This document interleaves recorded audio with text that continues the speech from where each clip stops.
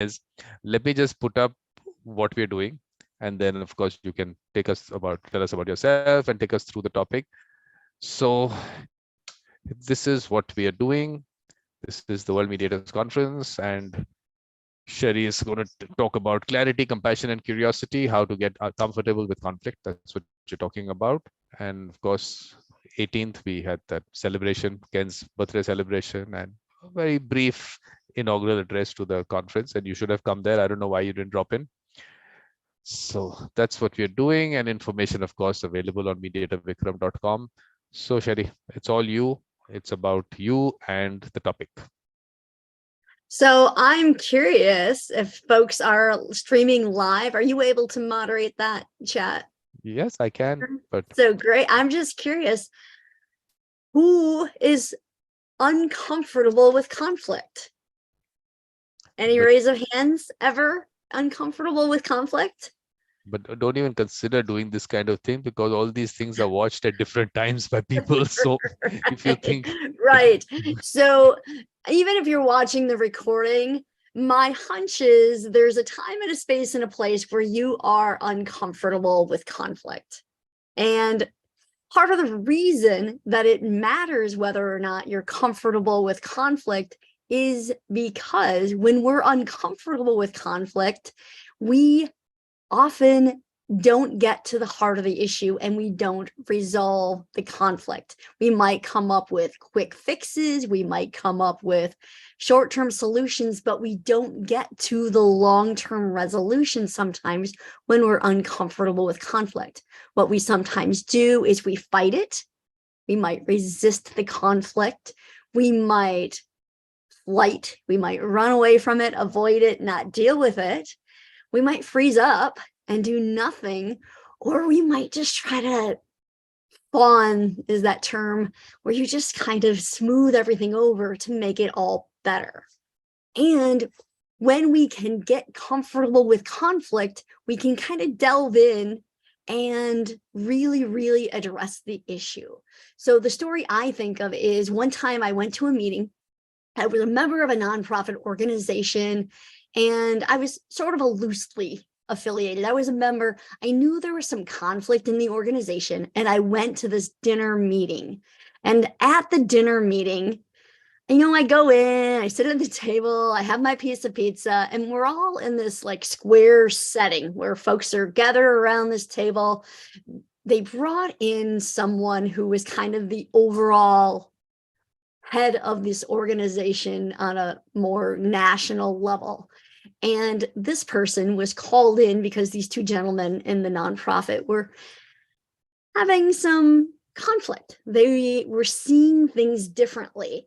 And when that person came in, they were going around and folks were talking about how the conflict affected them. And I could see that everyone who spoke was really, really angry. And they felt like they had the exclusive right to be angry. And did I turn on my mediator hat and delve in and fix it all? No, I didn't. I ate my pizza. I was kind of off to the back. I got up and I left because I didn't want to deal with it. I wasn't really comfortable with it in that situation. The thought going through my head is, at the time I was practicing law, and I said, I've been dealing with conflict all day. I don't want to deal with it here. And so I avoided it. Now, could have I fixed it? Did I have some magic wand to fix it all? Probably not, right? Like I needed to delve in and fully understand it. And I think that's what was happening for the folks in that situation too. No one was really willing, that I saw in that moment. And ultimately it led to a larger breakdown of that organization later. No one was really willing to delve in and get comfortable with figuring out what was going on. What is really happening here? Why is this person angry? And why is this person angry? And what if it's true that both people involved had some right to feel angry? Each person had this frustration, this disappointment with the way things were. And what if that was okay? And what if folks could have leaned in to that conversation a little bit more comfortably to allow space to really delve down to what was going on? Because my hunch is, I happen to know both of the people involved in that conflict. Both of the people have very good hearts, have beautiful visions, I think, for the world. And they just had tension in that moment about how to get to that vision, what that would look like. And so when I think about this, I think about 3 ways to get comfortable with conflict. Those are clarity, compassion, and curiosity. And Mediator Vikram, go ahead. We are not going to get comfortable with conflict until you don't tell us about yourself, Sherry. That's where we'll start. We have to get comfortable with you first. Then we have to get comfortable with conflict. I always forget that part. You always want me to tell me about me first. Okay. So, hi, I'm Sherry. And I grew up in a small town in rural Wisconsin called Prairie du Chien. And I grew up surrounded by conflict. In my household, conflict was typically dealt with either with silence or with violence. Either folks would shut down and avoid it, or there would sometimes be some throwing of things, hitting of things, really loud, aggressive language and harshness. So it felt like those were the extremes, right? That was how you dealt with conflict. And so you either show up and you fight, or you shut down and you pull away and you avoid it. And so that was my experience around conflict. And what I wanted to say about that, what is really important for folks to know is everyone who does those things, and I think namely of my dad was very compassionate and very generous and very kind. So on one hand, I have this loving, compassionate father who did not always know. He didn't have the skills and tools that maybe we all have available today or access to today. And what do you do when you experience conflict? And so his go-to was sometimes violence. And sometimes he would go the other way. He would shut down and avoid as well. And when we have this opportunity, now I feel like we have all of this great information. Mediator Vikram is just making all of this great information available worldwide, so we can learn those skills and those tools and those strategies to address conflict in more constructive manners so we can create peace. Because peace isn't just shutting down and avoiding it. It doesn't mean I'm gonna just be a silent little meek little mouse. No, it means I'm going to be brave and have that conversation and lean in and understand what's going on for someone else and share what's really going on for me, so we can find possible common ground or how to coexist peacefully.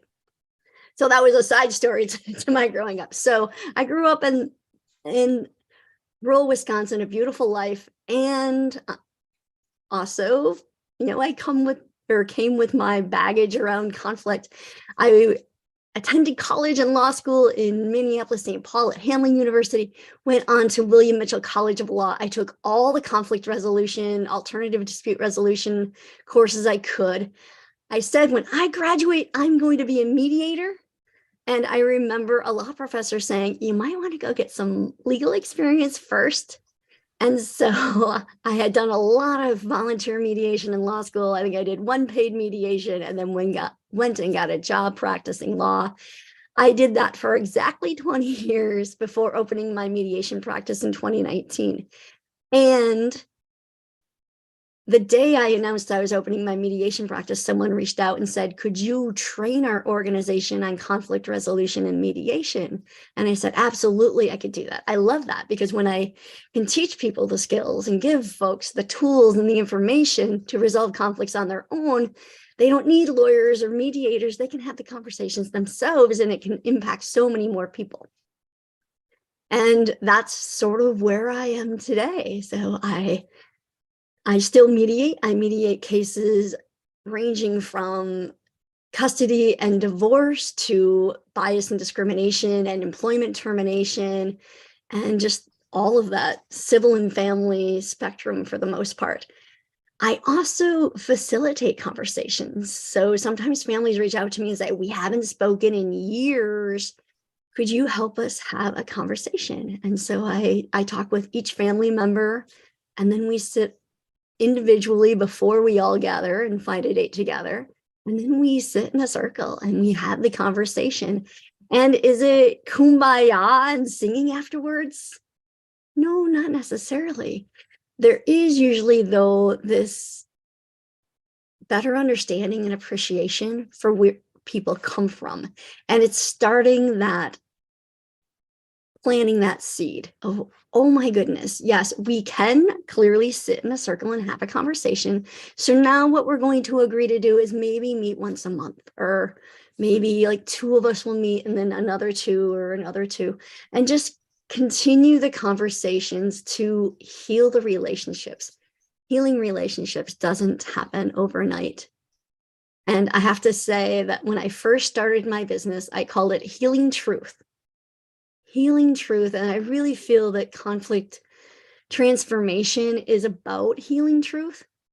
Yet folks didn't always understand what healing truth meant. So I started doing business as Bruckner Mediation because people knew what mediation was. But the overall name of my company is Healing Truth because I think it really is about us speaking our truths, having that safe space to share our truth.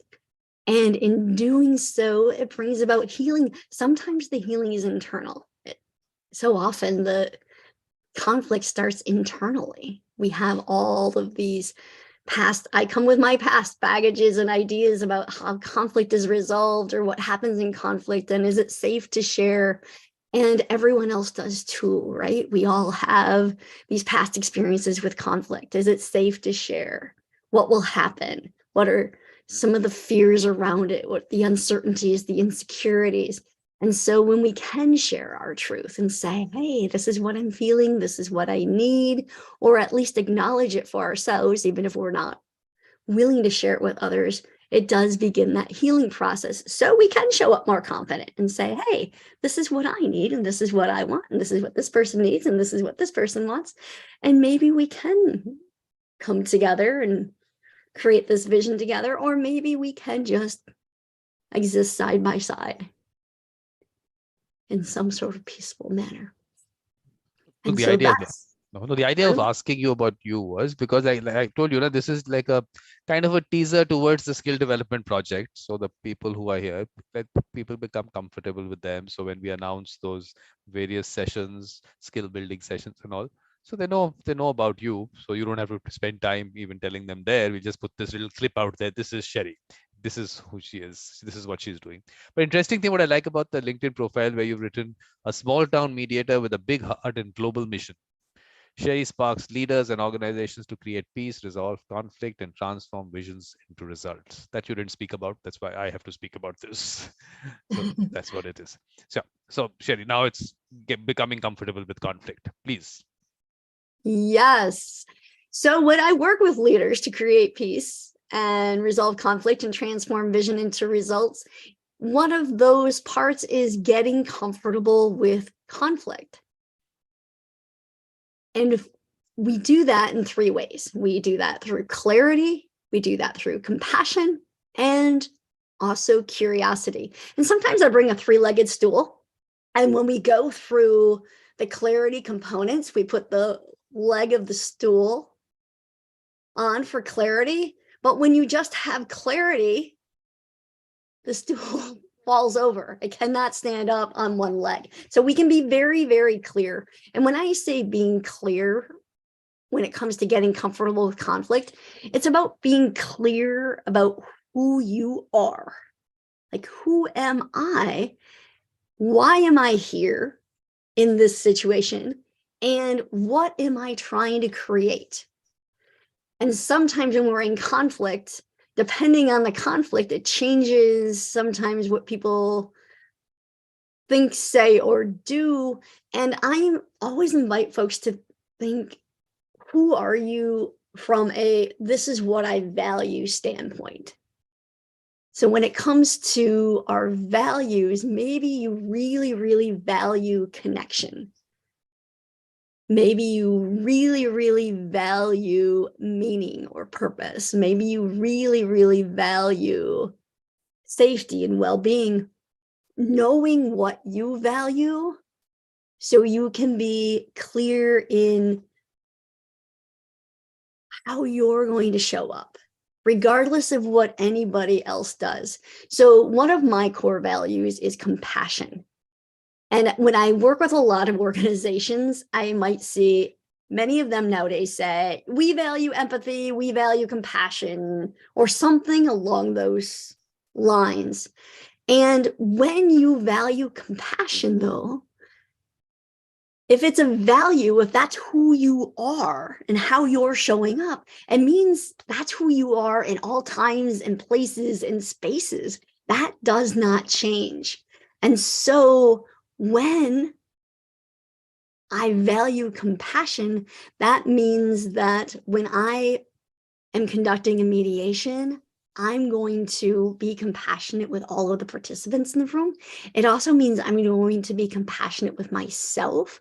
It might mean that I'm compassionate with the attorneys in the room, which honestly for me is sometimes a struggle because I'm like, oh gosh, I think maybe these attorneys are interfering with these folks coming together. And I get that because I practiced and I was on that side of it. Like, oh, you want to zealously advocate for your client.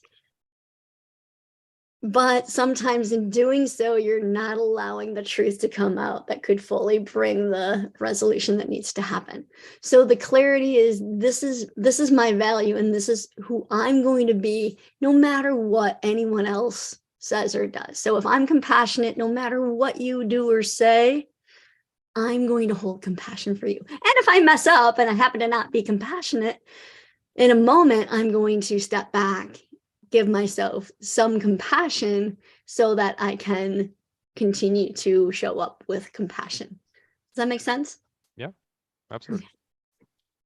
And so it's that clarity around who you are, who you're going to be, what your values are, what matters in this situation, what brought you here. It's just really, really being clear with yourself. And I say a lot of the clarity for you, for me as the mediator, or for you as the mediator, or you as the leader working to resolve conflict, happens before the conversation. I want to be clear about my values and my mission and my vision before I go into the conversation. So often when it comes to family dynamics, when I deal with family issues, a lot of the issues are around connection. It might be support, it might be understanding.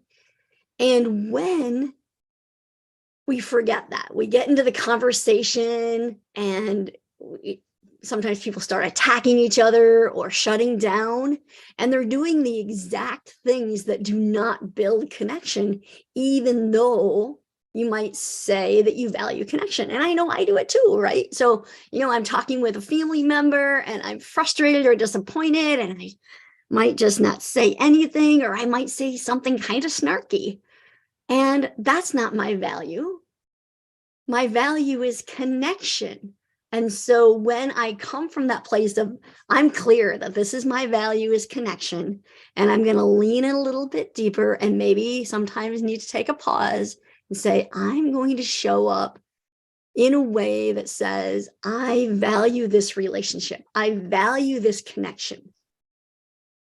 And when I do a fair amount of work in the bias and discrimination field, and it's so fascinating to me because it might be a law enforcement officer and a citizen who's filed a bias and discrimination complaint. And it might be an employer and an employee. It might be a large corporation, some of the very largest corporations, and someone who had a business dealing with that corporation. And so often, both folks want respect. People are saying, I didn't feel respected in that moment. And I've had moments where large corporate CEOs say to me, I don't want them to see me as a monster. I think they think I'm a monster and I'm a human being too. And so it's that each person wants respect. And yet sometimes when we want respect, we're not getting it from the other person. We show up disrespectful, like, you're not respecting me and you're not respecting me. No, I need respect. And it's when we are clear that we value respect, we're going to show up with respect. You know, it brings to mind a landlord-tenant situation once where this tenant made a request for a disability accommodation and the landlord denied it. What was interesting about that case is the landlord themselves actually had some disabilities, but in the way that the tenant asked for the accommodation, the landlord felt disrespected. And so it was just that whole idea of showing up with respect. And, you know, both folks play a role in it, right? So even if someone is disrespectful to me, if my core value is respect, if I am clear 100% that my core value is respect, I'm going to be respectful to this person.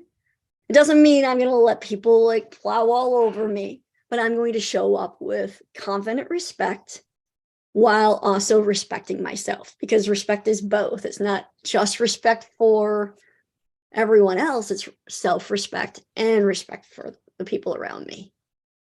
It's when it's compassion, it's not just compassion for me, it's compassion for me and the people around me. So when we know our values, when we're very, very clear about our values, we're going to show up in alignment with those values. Now, easier said than done, right? So that's where the compassion part comes in. We can be very, very clear about who we are, how we show up, what we're trying to achieve, what our vision is, what our mission is. And as human beings, we're gonna mess it up. And so then we step into the compassion. We step into the compassion of, this is what happened. And it's not, oh my gosh, shame on me, I'm horrible. It's, I'm a human being who messed up.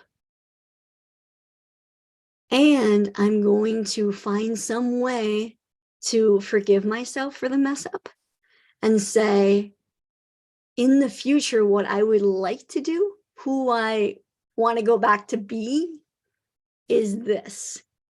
So I invite folks often at the end of the day, kind of go through your day and say, hey, these are the things that went really well.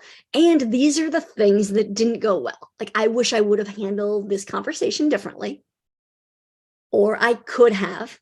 I usually invite folks to, instead of saying should, like you should have done this, you should have done that, say more gently, I could have done this, I could have done that. And so when we change the should to could, we don't say stuck. When we're in the should zone, we're like, ugh, and we get mad at ourselves and start beating ourselves up. And when we go to the could, we see the possibilities. Oh, well, next time I could do this. So next time I am going to choose to behave this way. I'm going to say this or do this. I'm going to show up more in alignment with who I am because I've taken time to be compassionate with myself. And when we are more compassionate with ourselves, when we show up with that compassion for ourselves, we're able to hold more space for and have compassion for other people. When I am not compassionate with myself, when I'm beating myself up, I may start to beat other people up too. And sometimes it's the other way around. Sometimes people are more compassionate with other people and less compassionate with self. And so just that awareness of compassion. Am I noticing what's going on for this person? And Marshall Rosenberg, he wrote so many wonderful books, the late Marshall Rosenberg, on nonviolent communication. And I love his story about if we were told, this is the phrase for I need help, and I'm going to adjust it a little because I think there's, I don't know who's going to watch your video, but basically if the phrase is something along the lines of, if you want to ask for help, this is what you say. And what you say is, you're a jerk. And so we have all these people, and I know I think of my dad in that too, and I know I've done it too. Like, I'm really hurting and I'm frustrated or angry, and I point the finger at someone and I say, you're a jerk, or, it's you. And what I'm really saying is, I need help. So all the times my dad was reflecting his anger, his frustration, he was really saying, I need help and I don't know how to ask for it. I need help. And the help is, or the need is, I might need respect. I might need compassion. I might need some certainty, some security. In the workplaces right now, people are looking for freedom. People want some flexibility with their schedules. Folks want to work remotely. They want flexible schedules. And, I just saw someone a couple of weeks ago and they're like, oh yeah, I just quit my job. I'm like, really? They're like, oh yeah, I found another one that would let me work remotely, because they had told their employer they wanted to work remotely and the employer said no. And so they're like, okay, I'm out. And so we see that when it comes to the workplace, so often people are like, well, I want respect. I want appreciation. I want support. I want clarity. I want meaning. I want my work to have purpose. And so when we can show up from a place of compassion, we can look at a person through eyes of love. We can hear what they're saying through ears of love. And we can say, oh my gosh, whatever they're communicating, however they're communicating, they're really saying, I need something. Because when you're showing up content and satisfied and happy and joyful, you are communicating that, hey, my needs are pretty much met. And when you are showing up frustrated, angry, disappointed, you're really communicating, my needs are not being met. However, when we're oftentimes frustrated, disappointed, angry, we don't say, my needs are not met. We usually say, I'm angry, I'm frustrated. And so when we can interpret those through the lens of love, that, oh gosh, when they're saying, I'm angry, they're saying, I need something. So maybe if I show up with compassion, I will figure out what that is. I wonder what that is. I wonder what that is. And so then when we get to, through that compassion, when we notice the feelings, when we notice what someone's saying, when we start noticing, oh yes, they have a need, we can acknowledge it. And you know what? So often in mediation, folks say to me, you know what? You're the first person who actually listened and acknowledged what I said. So I say, as a mediator, a lot of times I get paid to acknowledge and understand someone. It's holding space for someone's truth. And folks also say, gosh, if this person had just done this 2 years ago, 3 years ago, 6 months ago, last week, we wouldn't be in the situation that we are today. If there had just been some acknowledgement. And I think what happens is so often, and I do it too, like, you just want to fix problems. And if you don't have the solution, you don't want to deal with it. However, if you lean into it, and you're willing to have the conversation and acknowledge, yeah, that's frustrating. Yeah, that's really hurtful. Or I get why you're angry. It doesn't mean that you're going to fix it necessarily. You're just going to acknowledge that this is someone's experience. You know, I see that happening around the world right now, right? And you see it too. Like, people don't want to acknowledge somebody else's pain because there is some sort of uncertainty or fear or discomfort in acknowledging someone's pain, because sometimes we feel, well, if I acknowledge their pain, I have to fix it, or I'm responsible for it. And no, you can just simply acknowledge somebody's pain or hurt or frustration. And I think that's the beauty of mediation, is because we're coming in and I'm a participant in the mediation process, but I'm not really part of the conflict. And so I can look at it from a different lens, and I can understand everyone's role, everyone's viewpoint, and hold space for that. Like, it makes sense that this person is frustrated. It makes sense that this person's frustrated. Like, I can see that. I'm not saying that I agree with it. Like, oh, you're absolutely right for what you did or what you said. And oh yeah, you're absolutely right. No, it's just, I can see that this is what's going on, and this is what kind of brought you to where you are.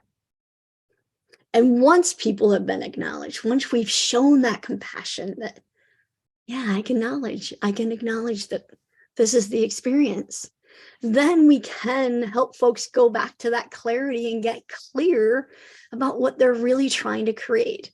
Folks don't want to stay stuck in conflict. However, the conflict, I don't know about you, Mediator Vikram, but some of the people that I've had the greatest conflicts in my life, I also have the closest, deepest relationships with. My closest friends are the ones that, gosh, we would disagree in college about random things. I don't even remember now what, but we were able to have the conversations, or we shared living spaces. And sometimes when you share living spaces with people, you have different views about how things are done and who does what. And going through that conflict, though, we start to understand each other. So when we can get comfortable with having that conversation and have compassion for the people around us and compassion for ourselves, we can lean in and say, oh yeah, at the end of the day, we all want a clean house. At the end of the day, we want to have a connection, a meaningful connection.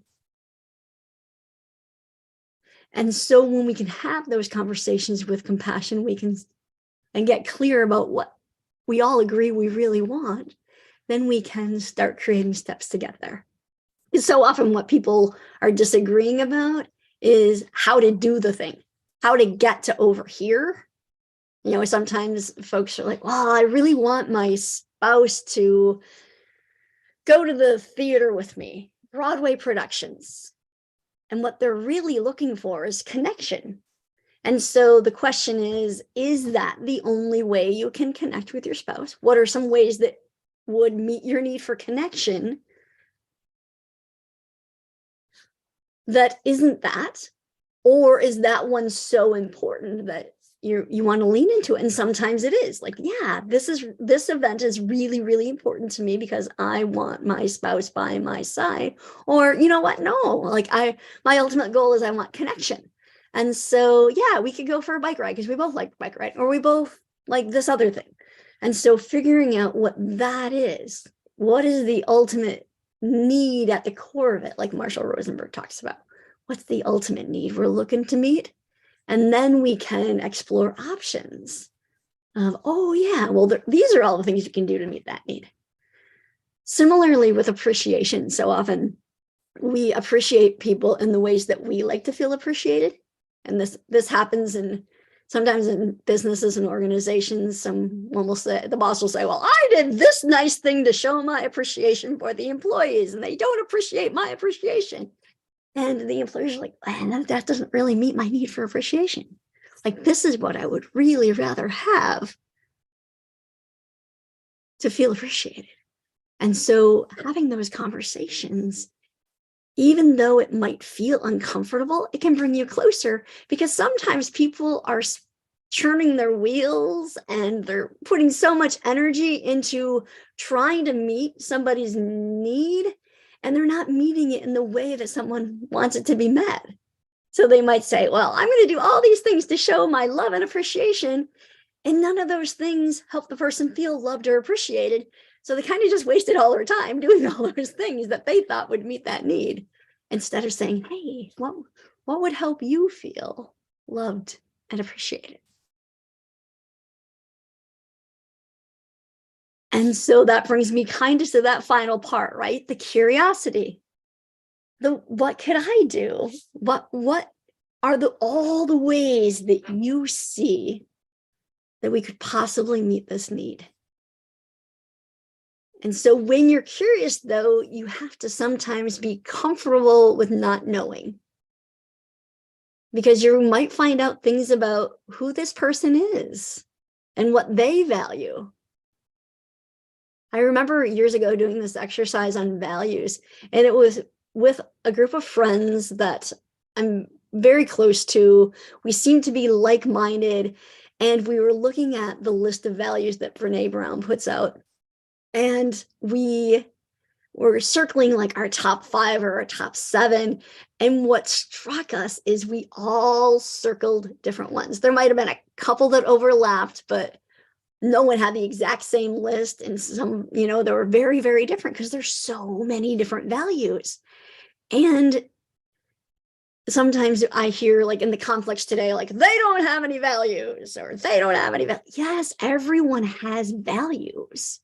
And we value different things. And I think the valuing different things is what makes this world so beautiful and diverse and lovely and rich. Because if we all put all of our time and energy into one thing, only that one thing would ever be addressed on Earth, and everyone would all be doing that. And what about all this other stuff that matters, right? And so when we have different values, and see, oh, I'm so glad you value that, because I'm not putting my time and energy into that. I'm so glad you value this, because I'm not putting my time and energy into this. So getting curious about what people really value, what meeting those values looks like, what meeting needs looks like, and also what brings people to where they are today, like getting curious about it all. So the folks that are uncomfortable with conflict, and I admit sometimes I am, when someone is showing up really, really angry with aggression and they have a gun on their side, I might be a little uncomfortable. I lived in Eastern Kentucky for a while, and a lot of folks just had guns. And depending on the person, I felt more or less comfortable being around them with their gun just right there. And so just that awareness of, there's a reason that people do what they do. And the funny thing about the Kentucky story is, I remember when I moved there, one of my friends was like, oh, what's it like? And I had a few things. It's really beautiful. Like, I love their state parks and all the nature and the hills, and people are just so loving. Like, people would invite me into their homes. I felt very openly. And I said, and a lot of people have guns. Like, most everybody seems to have a gun. They like very openly have one. And she reminded me, I grew up in Wisconsin, and she's like, oh, well, it's probably the same as everyone in Wisconsin having a pocket knife. I'm like, you know what? You're probably right. Like, it is. Like, a lot of folks in Wisconsin carried around a pocket knife, and a lot of folks in Kentucky carried around a gun. And so that was just that difference there, and understanding that see things differently. We approach things differently. And that's the beauty, rather than that judgment of, oh, well, what's wrong with them? Understanding, like, this is why folks do what they do. This is why folks handle conflict the way folks handle conflict. This is just, there's reasons why we do or say everything. There's always a reason. Doesn't make it okay. It doesn't make, oh, well, because you had all these experiences, you get to behave this way that's harmful or dangerous to someone else. It does explain it, though. And when we can lean in with curiosity to understand what brought someone here. I remember some folks doing different conversations around very social topics and social justice topics. And, you know, people come from very different lenses. We have all of our framework from our childhood or where we were educated, our family, you know, where we grew up geographically. We have all of these things that kind of framed who we are. And there's a reason that we view things differently. And if we could have those conversations and lean in, hey, what leads you to think that? Tell me more about that. I want to understand you. I want to learn from you. I want to know what helps you think that way or what leads you to think that way. Instead of judging, well, they do this or they do that and they think that way and they're bad. Instead of, oh, what if they're just a human who has a reason for thinking that way?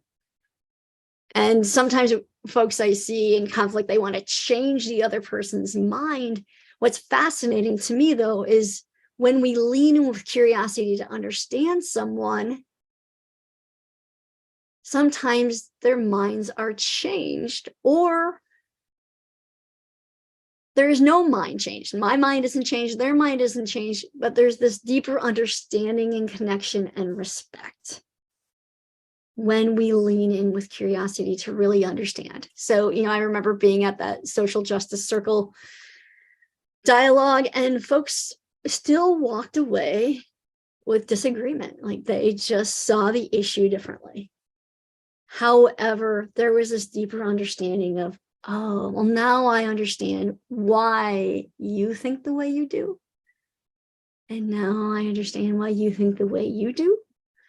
And we're going to keep going forward and do so in a way that's respectful, not in a way that's hurtful or harmful or dangerous to anyone, but we're going to just continue these dialogues and understanding. And so when we lean in with that curiosity of, I really want to understand, then we are more likely to be understood as well. Like, once we've held space for someone to share, they may be more open to hearing our viewpoint or my viewpoint or your viewpoint. So leaning in with clarity, clearness about who we are, who we want to be, what we value, how we intend to show up, leading in with that compassion.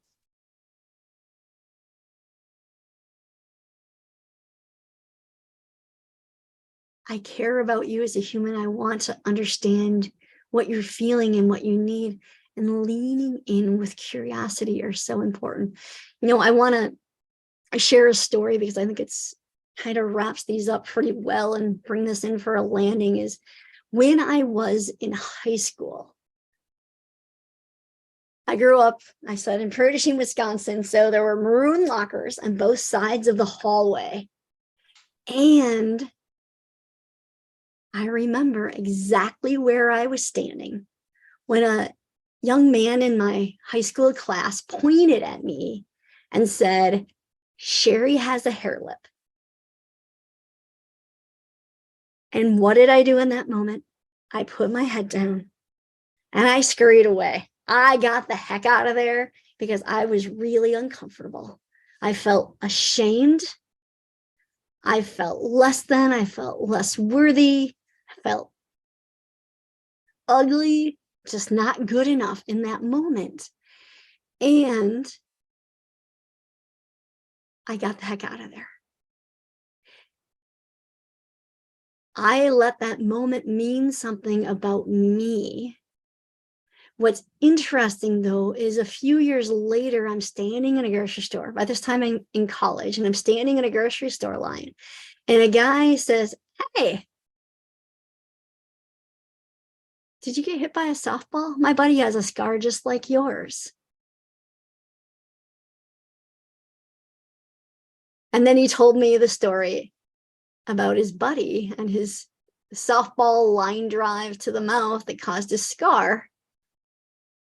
And then one day I'm in a retail store and I'm pushing my cart along, and this little boy and his mom are coming the other direction. And the little boy says, "What happened to your lip?" And I said, "Oh, when I was born, it was cut open and the doctor just sewed it up and now it's all better." And so it was really interesting when I reflect back on that. So that moment in high school, the boy was very direct. And what I really think, though, that he was looking for was connection. He was pointing my scar out to his girlfriend. And I think he did it. Why? Probably to meet a need for connection. Or he was on a scavenger hunt looking for somebody with a scar. I don't know. But I really think he was trying to meet a need for connection. The guy in the grocery store probably was too. He was probably trying to meet a need for connection. And I think he was trying to express compassion, like, "Hey, I see you." Like, he was seeing me and not judging me, although he was making up his own story. And sometimes we do that, right? We make up our own stories about who people are and why people are, and then we just run with it. Or we can lean in with curiosity. And what's interesting is the curiosity, the boy who saw me and asked about me, that was the one I felt the deepest connection to, because I felt like he was really interested in understanding. He didn't have a judgment about it like the first boy. He didn't make up his own story like the second person. He was curious. He wanted to understand. And it was a very simple story, so like there didn't need to be a long dialogue about it. But do you notice the difference there in the connection that happens when we are simply curious, when we lean in to understand? So I invite you to notice that conflict really is this, I see it as this tension between the way things are and how we expect them to be, or these expectations about how things we want them to be, how we think they should be. And when we lean in with clarity about who we are and getting clear about who the other person is and what they value, and being compassionate with ourselves and the people around us, and being curious so we can figure all this out, so we can reach a deeper understanding, then we can get to the heart of the conflict and get closer to creating peace within ourselves and within our relationships, in our communities, and in our world, because that inner peace creates outer peace. And our personal peace does lead to world peace. Great thoughts, Sherry. Great thoughts. Which is these are the thoughts we take in creating the World Mediation Circle and the various circles in various parts of the world. That's what these good thoughts is what we take there. So thank you very much. And of course, I don't know, in terms of the other topics, you want to just quickly, just a brief on what you will be talking about in the other sessions. Let's just go. Let me just see what topics you're talking about. There is another one. Absolutely. It'd be my pleasure. Thank you so much. So I will be talking in the future about awaken your light, empower your practice. And as mediators, as folks who serve whether or not you're a mediator, as folks who, just as human beings, we have this life that is absolutely gorgeous and beautiful and wonderful.